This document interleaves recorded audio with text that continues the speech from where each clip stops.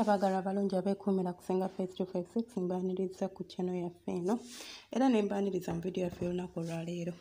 Olunaku olwaleero njagala kugabanako nammwe oba njagala kusharingako nammwe bw'oba ng'oliyo ng'olina ekizibu ky'okuba nti okwanibwa naye omuntu akwana ate n'atadda. Olowooza biki ebiviirako omuntu n'ajja n'alaga ng'ali interested mu ggwe n'akuwa obudde awo dakiika emu ate n'awithdrawing obudde bwe. Katugambe relationship nebeerawo nga ya nnaku bunaku oba ngiyite relationship oba okukwanibwa ate omuntu na withdrawinga n'olaba nga ate gwe atandise omugoba naye nga tewali gye mukitutte. Because mu relationship bino bituukawo abantu ne mweyagala ne mutuuka ng'omu ate yalina okugoba munne. Abasingayo experience gy'esembeera n'emala n'etereera. Naye omuntu gwe njogerako ye muntu nga baakakwana gaya ajja mu bulamu bwo n'alaga akumatidde akufiirako n'omuwa ennamba n'akukyatingako mukyatingako layini 3-4 n'olaba nga abuzizza omuliro nga bw'omusindika message ate akulaga ali busy. Mukitegeera? Ate nno tekituuka ku bakyala bokka nti n'abaana abawala kibatuukako naawe omusajja n'ogenda namwe abasajja kibatuukako n'okwana omuwala n'olaba nga muflowing emboozi egenda n'akuwa ennamba n'akoze WhatsApp zajja ne mudda ku WhatsApp nga mudda ku WhatsApp okutypinga olaba emboozi flowing ali positive ali responsive. Bw'omugenda ku phone call olaba ali positive ali responsive but out of the blue n'alaga nti takyali interested. Onsindikira message ya good morning ajja n'abikkula oluusi n'ataddamu oluusi n'ebeerako n'agiddamu mwayagalidde kugamba n'abuza omuliro. Olowooza ki ekiviirako embeera eno okuba ng'etuukawo mu bulamu bwo? Namba emu, kiyinza okuba kituukawo kubanga kituukawo. Ogenda kumbuuza singa otegeezezza ki muntu nga tewali nsonga lwaki kituukawo. Toliiko kikolimo, toliiko ddogo, toliiko ki, naye nga it happens. Ne kituukawo ne kwaddako ne kituukawo ne kwaddako ne kituukawo. Olw'obugumiikiriza oluusi kwasembayo ne kitabaawo ne mukwatagana bulungi. Ennamba endala oba point yange endala lwaki ebintu bino bikutuukako. Ekisooka olinza okuba oyogera nnyo n'osukka w'olina okukoma. Omuntu oba waakamulaba waliwo ebintu bye talina kwatula kweyisa oba kwogererawo kweyisaawo. Totandika kwererejja n'osukka. Kale njogere ku basajja nti omusajja asobola okujja mu bulamu bwo n'atandika nina kino nina kiri ekyo omuntu ne kimutaaninga ofu nga weesoma ebiriyo n'ebitaliiyo. Okitegeera? Nga mu butuufu ne wandibadde nti yandikwagadde sikeekana akabadde akaseera akatuufu omulaga nga ggwe bw'oli general manager bw'okulira abakozi bwe bakutya ku mulimu bw'oli ow'akabi bw'olina emmotoka ey'ebbeeyi bw'olina ennyumba ennungi bw'olina bizinesi egundi just in a short period of time ng'omuntu akutegedde wenna and in most cases abamu oluusi ne biba bituufu abawala si baseera asobola kitwala nti weesoma ng'ate yeetayagala muntu yeesoma oba olimba. Ng'oluusi obadde tolimba. Leka omuntu azuule by'oyina ne capabilities zo as time goes on mu relationship yammwe. Wabula si right there and then n'otandika okweteteggula. Abaana abawala osobola okutuuka mu bulamu bwa gaayi nakwana n'alaga nti ali interested. Gwe n'omulagirawo nti gwe oli muntu wa kabi wa tabbu togambwako nze ngenda mu bidongo nze golaba nyambala nga tempanvu nze golaba njagala bino nze golaba nyambala brand nga ze emboozi z'onyumya zokka. Nze era omuntu watantwala ku vacation nzira ebintu bino omusajja asobola obbikolera bw'aba ayina ssente. Era asobola okukwana nga ayina ssente ezisobola n'obbikolera naye akaseera k'obireeteddemu omutiisa n'agamba kiki kino n'atya n'agamba wange kirabika kye nabadde nsuubira si bwe kiri kubanga ffenna n'agamba abantu nti omuntu akwana nga alina kyakusuubiramu. Abamu kati waba akukwanye ng'akusanze mu kkubo olinza okuba nga ndabikayo yeemukubye naye alina byakusuubiramu. Oyogera otya? Weetwala otya? Bw'amala obbizuula nga tebiri mu layini gy'ayagala alinza okukomyawo mulyo n'agamba sigenda kumala biseera byange noono sigenda kwongerayo obudde bwange n'abeera ng'akiteeraawo. Bw'akizuula ng'alaba oli muntu gw'asobola okukwatagana naye then relationship n'egenda mu maaso. So ekyo nakyo kisobola okubeera nga kijjako omuntu oba omuntu kimuleetera okubuza omuliro. Pointi yange endala eri ki? Yakubeera ng'okaaba naye nga tokimanyi okaaba nnyo ebizibu. waliwo omuntu olinza okuba gwe tomanyi nti okikola naye ng'ate okikola. Kansooke ku basajja, tosanga omusajja nga yakakwana. Nze gwolaba wano eno ndi munaku, nze ndabirira famire yange, nze ndabirira mama wange, nze ndabirira baganda bange abasoma, nze gwolaba wano eno kwegamba n'ogamba ono naamusobola. Mu butuufu ng'ebizibu by'ayina bingi.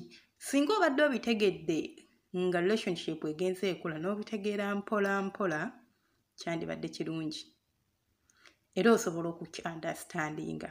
Naye right there and then eba turn off ne bwemba nze tonkwana leero n'otandika okunneetetegulirako nga bw'olina ebizibu nga bw'olabira. Ffenna tulina obuvunaanyizibwa.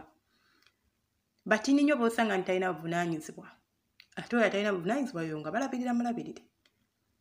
Naye era n'oyo atalina nti ndabirira mama ndabirira taata, ojja musanga naye yeevunaanyizibwako. Yeesasulira rent, yeegulira engoye, yeeyambaza, yeeriisa, transporting everything on him or her.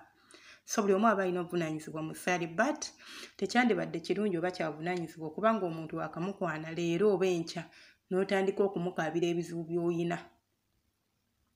Abalala omuwala, katugambe omwana omuwala, era nze gwolaba wano eno rent wange agenda kuggwako, era nze gwolaba birthday yange ya June.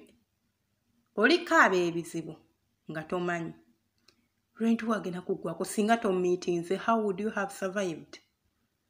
Omusajja woba waakamufuna tomutunuza mu bya rent newankubadde nti oyagala akuyambeko oba nti buvunaanyizibwa bwe okulabirira, but nonti nga waakamufuna yaakakwana. Muleka sse muwe breezer. Ojja kuŋŋanze Senga mba njagala amanyirewo nti nze alina okundabira, yes, but akyakutegeera. Omutima gwakusiimye naye tannakwagala. Akyakutegeera. Ayagala alabe tunaatambulira ku PCM. Omuntu ono kye musuubira mukyali, but gwakukwanye leero wiiki emu otandise omubuulira nga bw'olina ebizibu, sima mama omulwadde. Ne bw'aba mulwadde, this is not the time to tell him. Okitegeera kimuleetera okutya nti ne bw'aba alina ssente ne bw'aba nga asobola okuyamba jagamba naye bannange sigenda kweteeka ku musaalaba nga ndaba withdrawing, ajjeyo okwagala kwe gy'oli olabe nti abuze omuliro naye nga kivudde ku ki? Kivudde kubanga okaaba. So ebigambo bye tukozesa ng'omuntu yakakwana tulina okubyegendereza. Si buli kimu nti okyogera. Waliwo ebintu bye nabagamba nti waliwo ebintu by'otasobola kweka musajja nga yakakwana n'omubuulirirawo aleme kwonoonera biseera oba gwe oleme mwonoonera biseera. Naye waliwo ebintu ebiteetaagiza kugamba muntu nti yes, nze nyumirwa nnyo omuntu okubeera nga mu relationship you guys are open, mwogera tolina kyogamba nti ekyo sobola kidiscussingako na mwami wange, kino sikigamba no, oba kino sikigamba mwagalwa wange, but mwogerera ku levels ki? Mwakwekwana omusajja otandisa mubuulira nga bw'otalina rent. Simanya nze nkola enjala zange simanyi zikolera ku World Salon, simanya bazikolera emitwalo 15. Kuminkiriza. Kiwe time. Nze era simanya nze abasajja bankwana, simanya biki. Mukwano bajja kukwana nga wanaku 3 agende, n'omulala kwane nga wanaku 2 agende, n'omulala kwane nga wanaku 4 agende, obeere mu eyo routine okaddiirawo nga gwe byolimu nga tolina relationship gy'owangaaza. Then ekirala kye nninza okubeera nga nakyo mbagamba nti abantu abamu bafuna ebibambala, babeera n'abantu baabwe spiritual, kye tuyita spiritual husband oba wife, ng'oliko omwoyo gwakuwasa nga tomanyi. Ogwo omwoyo tegusobola kuleka kubeera mu relationship. Njagadde okusembayo point eno naye ng'ate enkulu. Era kyandibadde kyavunaanyizibwa ne weezuula. Sikugambye nti genda mu ssabo. Nedda. Wabula weesabire. Okusinziirako ekyo ky'okkiririzaamu. Oba oli muntu akkiriza mu habo, naaba eddagala. Togenda mu ssabo, no, kozi tobinaako bukakafu. But weeyambululako oba olina ekyakwekwata kikutte ofune essanyu. Kuba ekintu kikwekwata nti oyo omukazi wange nga gwolaba just omuntu embeera zikyuka bukyusi naye aba tamanyi lwaki azze awulira akwagala nnyo, but all of a sudden nawulira nga emboozi yo tekyamunyumira. Okitegeera ng'alaba ebintu akakabikake ng'akita. So points zange ezo muziwa amakulu era muzitegeere. Gwoba oliyo ng'olina ekizibu ekyo nga bakukwanako bukwanyi tebadda. Omuntu omulaba nga azze n'omuliro n'amala all of a sudden temuyombye ate takuwa na nsonga. Mu butuufu nga ne bw'omusanga takuwa nsonga. Abamu naliza okugulira nga bwe nkugambye n'agamba nakutya wakaaba nnyo ebizibu. Then oli asobola okugamba mu butuufu simanyi lwaki. Era naye asobola n'okugamba olwo bannaye namulaba ne mwegomba naye ate all of a sudden omutima ne gukyuka. Ekyo kye nkugambye nti gwe oluusi obaako ate omwoyo ogukutambulirako nga tomanyi. Kale munsikirize nkomye wano video yaffe ey'olwaleero. Mubadde bawuliza balungi toyota subscribing, liking no commenting. Sharing video yaffe. Audio eno ba video gy'oba ogisanze yonna omanya evudde ku Senga Face 256. Jangu buze ku YouTube teekamu ekigambo Senga Face 256 ojja kubanga otufuna butereevu. Subscribing akade kateekeko nga buli video gye tuteekayo oba ogifuna. Video gye mulaba ezannya wansi. Omwami oyo akola products za pallets, akola ebitanda, akola center tables, akola dining tables entini ez'ebweru oba tables ez'awabweru nga ziriko obumeeza.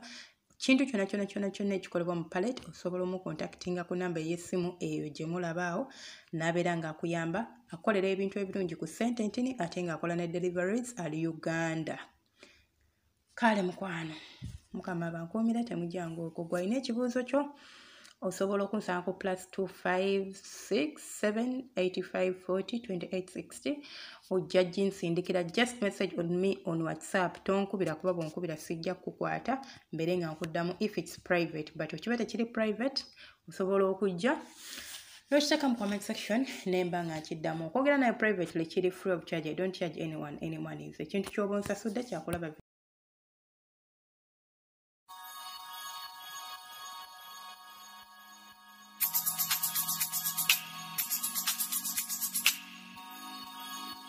Yeah.